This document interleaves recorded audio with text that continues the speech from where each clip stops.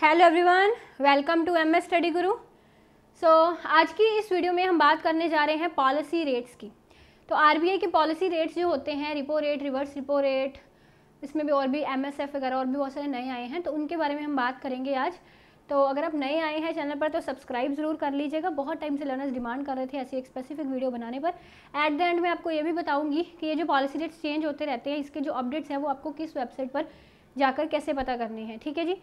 और बता दूं, डिस्क्रिप्शन में मेरा टेलीग्राम चैनल का लिंक दे रखा है, वहाँ पे आप मेरे टेलीग्राम चैनल को ज्वाइन कर लीजिए। वहाँ पे जो भी मेरी क्लासेस होती हैं उनके अपडेट्स आपको मिलते रहते हैं। पूरा कोर्स मेरा इकोनॉमिक्स का लेना चाहते हैं अगर आप, तो उसके लिए आप अनअकैडमी पर सब्सक्रिप्शन ले सकते हैं। कोड मेरा डिस्क्रिप्शन में लिखा हुआ है। यूजीसी नेट इकोनॉमिक्स की बुक का लिंक भी आपको डिस्क्रिप्शन में दिया गया है। So let's start the session.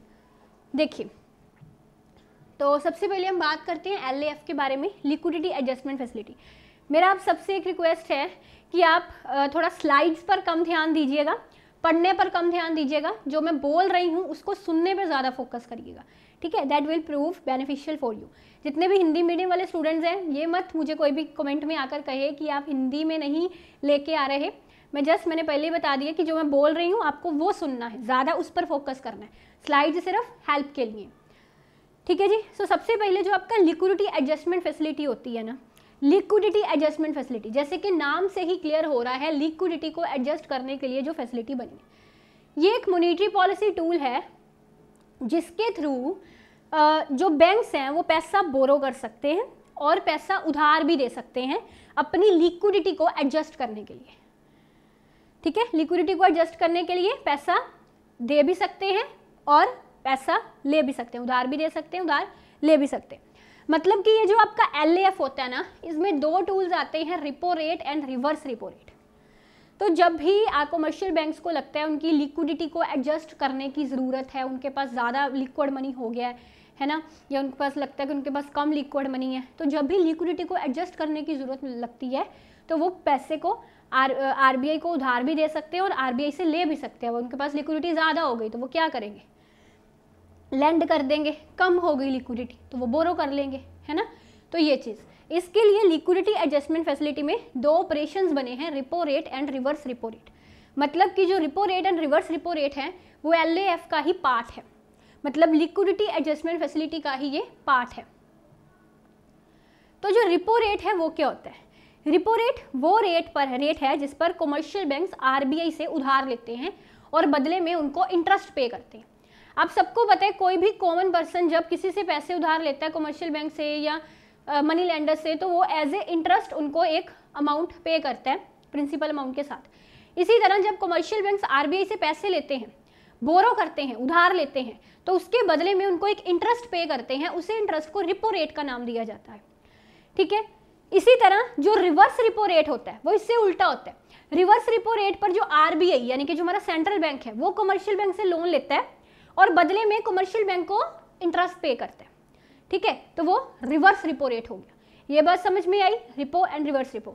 अब ध्यान से इन दो चीज़ों को समझिएगा। ये जो रिपो रेट होता है ना, इस पर क्या होता है कि अगर कमर्शियल बैंक को सेंट्रल बैंक से लोन लेना है तो ऐसे सिंपली वो लोन नहीं ले लेते, उसके बदले में सिक्योरिटीज देते हैं। देखिए, मैं एक चीज़ समझाती हूँ। जब भी आप बैंक से लोन लेने जाएं तो बैंक आपको कहता है कि आपकी पर्टिकुलर चीज़ को हमको गिरवी रखना है, कोई हमको सिक्योरिटी दीजिए, हम आपको लोन देंगे। इसी तरह से रिपो रेट के तहत जो कमर्शियल बैंक्स हैं, अगर उनको आरबीआई से लोन लेना है तो उसके बदले में उनको सिक्योरिटीज देनी पड़ेंगी आरबीआई को। उन्हीं सिक्योरिटीज के अगेंस्ट आरबीआई उनको लोन देगा। इसी तरह सेम रिवर्स रिपो रेट में भी अगर आरबीआई को कमर्शियल बैंक से लोन लेना है तो आरबीआई को कमर्शियल बैंक्स को सिक्योरिटीज देनी पड़ेंगी और उसी सिक्योरिटीज के अगेंस्ट कमर्शियल बैंक आरबीआई को लोन देंगे। बात समझे? ये चीज़। एक और चीज़ इसमें होती है, ये जो repo rate and reverse repo rate के इंस्ट्रूमेंट्स होते हैं ये शॉर्ट टर्म लोन्स के लिए बने होते हैं, ठीक है। बेसिकली ये शॉर्ट टर्म लोन्स को डील करते हैं।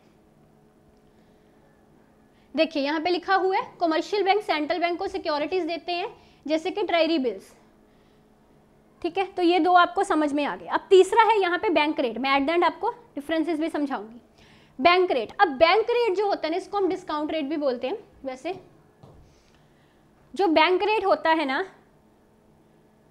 हाँ, मॉनेटरी पॉलिसी में इसको डिस्काउंट रेट बोलते हैं। ये भी आपका रिपो रेट की तरह ही होता है, बस इसमें थोड़ा सा फ़र्क होता है। जो आपका बैंक रेट होता है ना, उसमें भी कमर्शियल बैंक सेंट्रल बैंक से लोन ही लेते हैं बैंक रेट के अगेंस्ट, यानी कि अगर कमर्शियल बैंक सेंट्रल बैंक से लोन ले रहा है तो उसके अगेंस्ट जो उनको इंटरेस्ट पे कर रहा है उसको बैंक रेट बोलते हैं। बट फिर रिपो रेट और बैंक रेट में क्या फ़र्क है? जो रिपो रेट होता है उसमें सिक्योरिटीज़ की अगेंस्ट लोन मिलता है, बट बैंक रेट में ऐसा नहीं है। मतलब अगर कमर्शियल बैंक्स बैंक रेट के तहत सेंट्रल बैंक से लोन ले रहे हैं ना, तो कमर्शियल बैंक को किसी भी तरह की सिक्योरिटीज़ आरबीआई को जमा नहीं करवानी पड़ेंगी। बिना किसी सिक्योरिटीज़ के आरबीआई कमर्शियल बैंक को लोन दे देता है, और कमर्शियल बैंक क्या देते हैं? इंटरेस्ट देते हैं आरबीआई को। उसी इंटरेस्ट को यहाँ पे बैंक रेट कहा गया। समझ गए बात? So basic difference between bank rate and repo rate क्या था कि रिपो रेट में सिक्योरिटीज़ के अगेंस्ट लोन होते हैं, बैंक रेट में नहीं। दूसरा, repo rate short term loans का इंस्ट्रूमेंट है, बट जो बैंक रेट है इसमें लॉन्ग टर्म लोन्स दिए जाते हैं। ठीक है जी, इसमें लॉन्ग टर्म लोन्स दिए जाते हैं।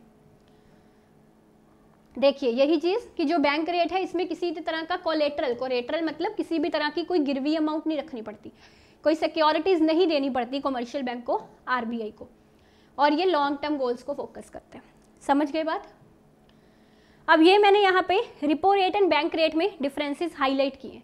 पहला डिफरेंस मैंने आपको अभी बताया, किसी भी तरह का कोलेटरल या किसी भी तरह की सिक्योरिटी बैंक रेट में नहीं होती, नहीं चार्ज की जाती कमर्शियल बैंक से, बट सिक्योरिटीज कोलेटरल इन्वॉल्व होते हैं रिपो रेट में। ठीक है, और दूसरा रिपो रेट जो होता है ना, ये हमेशा बैंक रेट से कम होता है, बैंक रेट ज़्यादा होता है, क्योंकि वो बिजली सी बात है, बैंक रेट में कमर्शियल बैंक्स को बिना सिक्योरिटीज़ के लोन मिल रहा है, तो इसीलिए बैंक रेट ज़्यादा, बैंक रेट का जो इंटरेस्ट होता है वो ज़्यादा रहता है रिपो रेट से, क्योंकि कोलेटरल फ्री है ना, ये बिना सिक्योरिटीज़ के कमर्शियल सेंट्रल बैंक लोन दे रहा है।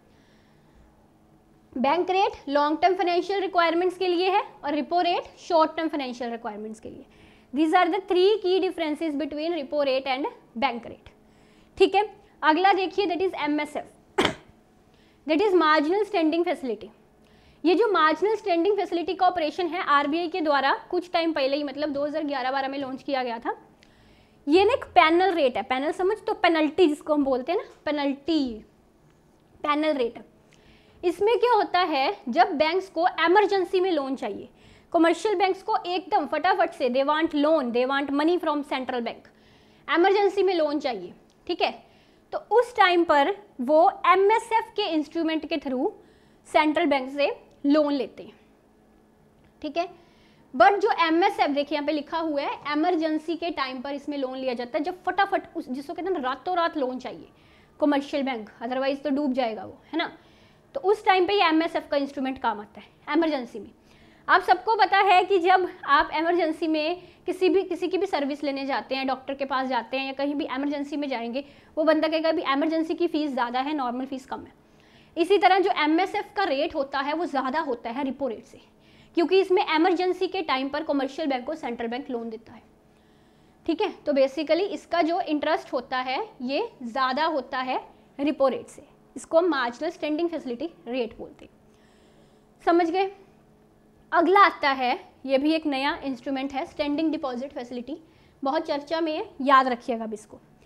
अब देखिए, मैंने अभी आपको समझाया प्रीवियस लेक्चर्स में, इससे पहले वाली स्लाइड्स में, प्रीवियस स्लाइड्स में, कि जो रिपो रेट होता है ना, इस पर क्या हो रहा है, ये है कमर्शियल बैंक, ये है आरबीआई, तो इस पे कमर्शियल बैंक जो है वो आरबीआई से लोन ले रहा है ना, और क्या हो रहा है, बदले में उसे कोलेटरल दे रहा है, कोलेटरल के अगेंस्ट ही लोन मिल रहा है। फिर मैंने कहा इसका हल है बैंक रेट। अगर जो कमर्शियल बैंक्स है वो कहते हैं कि भी नहीं, हमारे पास कोलेटरल नहीं है, हमारे पास सिक्योरिटीज़ नहीं है, हमको नहीं सिक्योरिटीज़ देनी, फिर उसका हल क्या है, बैंक रेट। बैंक रेट में कमर्शियल बैंक्स को थोड़ा महंगा तो पड़ेगा लोन, बट कोलेटरल फ्री है, इसमें जो लोन है उसके अगेंस्ट कोई सिक्योरिटीज़ नहीं देनी पड़ रही। इसी तरह से फिर हमने पढ़ा था रिवर्स रिपो। रिवर्स रिपो में हमने पढ़ा था कि जो आरबीआई है ना वो लोन ले रहा है कमर्शियल बैंक से, है ना, और बदले में क्या दे रहा है कमर्शियल बैंक को, सिक्योरिटीज़, यानी कि कोलेटरल दे रहा है। बट अगर बताइए आरबीआई चाहता है कि नहीं भी मुझे कोलेटरल नहीं देना कमर्शियल बैंक को, I need collateral free loan, तो फिर कमर्शियल बैंक, फिर सेंट्रल बैंक के पास क्या कोई ऑप्शन है? अगर सेंट्रल बैंक चाहे कि मुझे कमर्शियल बैंक से पैसे भी लेने हैं और उनको बदले में सिक्योरिटीज यानी कि कोलेटरल नहीं देनी, तो उसका हल है स्टैंडिंग डिपॉजिट फैसिलिटी। जैसे रिपो रेट में कमर्शियल बैंक को कोलेटरल देना पड़ रहा था, उसका हल आया बैंक रेट। बैंक रेट में कमर्शियल बैंक रिपो रेट नहीं दे रहे, आरबीआई को लोन भी ले रहे। इसी तरह रिवर्स रिपो में आरबीआई को कमर्शियल बैंक से लोन लेने के लिए उनको सिक्योरिटीज देनी पड़ रही थी। बट जो एसडीएफ है, स्टैंडिंग डिपॉजिट फैसिलिटी है, इसमें क्या है, इसमें आरबीआई कमर्शियल बैंक से लोन भी ले रहा है और बदले में उसको सिक्योरिटीज नहीं। यानी कि अगर आरबीआई चाहे कि मुझे सिक्योरिटीज के बिना लोन लेना है कमर्शियल बैंक से अपनी लिक्विडिटी को पूरा करने के लिए, तो उस केस में वो एसडीएफ वाले इंस्ट्रूमेंट का सहारा लेगा। समझ गए बात? तो यही सब चीजें यहाँ पे लिखी हुई हैं कि यहाँ पे जो आपकी देखिए अंडर रिवर्स रिपो में क्या होता था, banks will get government securities, कि बैंक्स जो थे ना सेंट्रल बैंक से गवर्नमेंट सिक्योरिटीज लेते थे।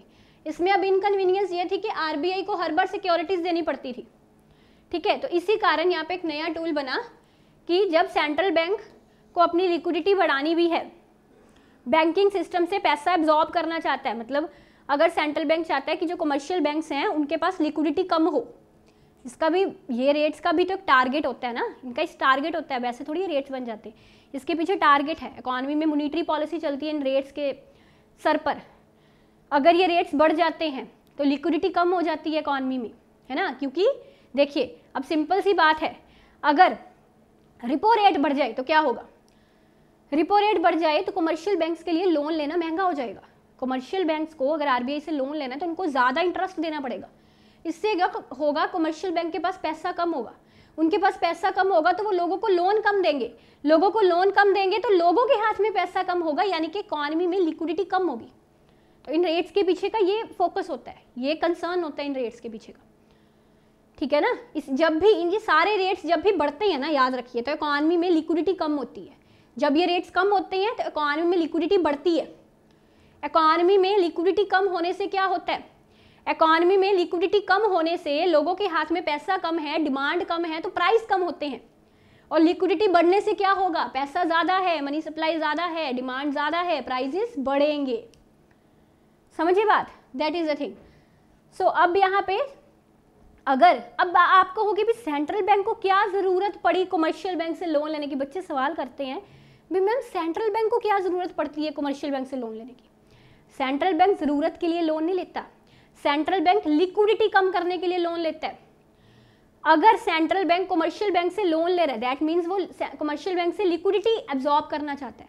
वो चाहता है कि कमर्शियल बैंक के हाथ में पैसा कम हो जाए, जिससे वो लोगों को लोन कम दे। अगर वो लोगों को लोन कम देंगे तो लोगों के हाथ में पैसा कम होगा, डिमांड कम होगी, प्राइसेस कम होंगे, एंड वाइस वर्सा।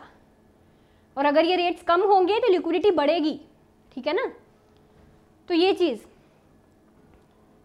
तो अब मैंने आपको समझा दिया। स्टैंडिंग डिपॉजिट फैसिलिटी क्या है, कोलेटरल फ्री अरेंजमेंट है, जिसमें आरबीआई को कोई कोलेटरल नहीं देना पड़ता कमर्शियल बैंक से उधार लेने के बदले में। ठीक है जी, इसके बाद मैं आपको अभी समझाऊंगी CRR, that is cash reserve ratio. CRR जो होता है, सिंपली मैंने तरीका बताया हुआ है याद रखने का। सीआरआर एक होता है सीआरआर, एक होता है SLR, that is statutory liquidity rate, एक होता है कैश रिजर्व रेशियो। सी से याद रख लो सेंट्रल बैंक, एस से याद रख लो सेल्फ। सीआरआर वो रेट है पर्टिकुलर वो रेट जिस पर जो कमर्शियल बैंक है ना अपने टोटल डिपॉजिट्स का पर्टिकुलर परसेंट सेंट्रल बैंक को जमा करवाते हैं, जिसका वो लोन नहीं दे सकते। अगर सीआरआर 4% है, कमर्शियल बैंक्स के पास 10,000 की डिपॉजिट्स हैं, तो 10,000 का 4% वो सेंट्रल बैंक को दे देंगे। ठीक है, जिसको सेंट्रल बैंक अपने पास रखेगा। और जो एसएलआर होता है, that is statutory liquidity ratio, S से मैंने बताया सेल्फ, यानी कि ये आपको कीवर्ड है याद रखने का तरीका कि सेल्फ, यानी कि एसएलआर में क्या होता है, अपने डिपॉजिट्स का कुछ परसेंट कमर्शियल बैंक को अपने पास रखना होता है, जिसका वो लोगों को लोन नहीं दे सकते। मान लीजिए एसएलआर अगर 18% है, तो यानी कि कमर्शियल बैंक को अपने टोटल डिपॉजिट्स का 18% अपने पास रिजर्व करके रखना है, इस पर्टिकुलर 18% के का वो लोगों को लोन नहीं देंगे, ये अपने पास रिजर्व करेंगे। गवर्नमेंट का जरूरत पड़ी तो गवर्नमेंट इस पैसे को कमर्शियल बैंक से ले सकती है, ठीक है, समझ गए। So that is the CRR and SLR। यही सारा यहाँ पे कहानी बना के लिखा हुआ है जो मैंने आपको एक छोटी सी लैंग्वेज में समझा दिया है, ठीक है जी, फाइन। तो यही थे। अब मैं आपको बताती हूँ वो पर्टिकुलर वेबसाइट। अच्छा, तो ये वेबसाइट है, हाँ मैं यहाँ पे लिख देती हूँ वेबसाइट। यहाँ पे जैसे वेबसाइट है m.rbi.org.in, ऐसा करोगे ना वेबसाइट खुलेगी, RBI की ऑफिशियल वेबसाइट m.rbi.org.in। आप इस वेबसाइट पर जाओगे ना, यहाँ पे ऑप्शंस आपको साइड पे 3 लाइंस दिखने लग जाएंगी, ठीक है। तो ये 3 लाइंस जो होती हैं ना, यहाँ पे जाके आपको पॉलिसी रेट्स का ऑप्शन मिल जाएगा, वहीं पे पॉलिसी रेट्स पर आपको जाना है।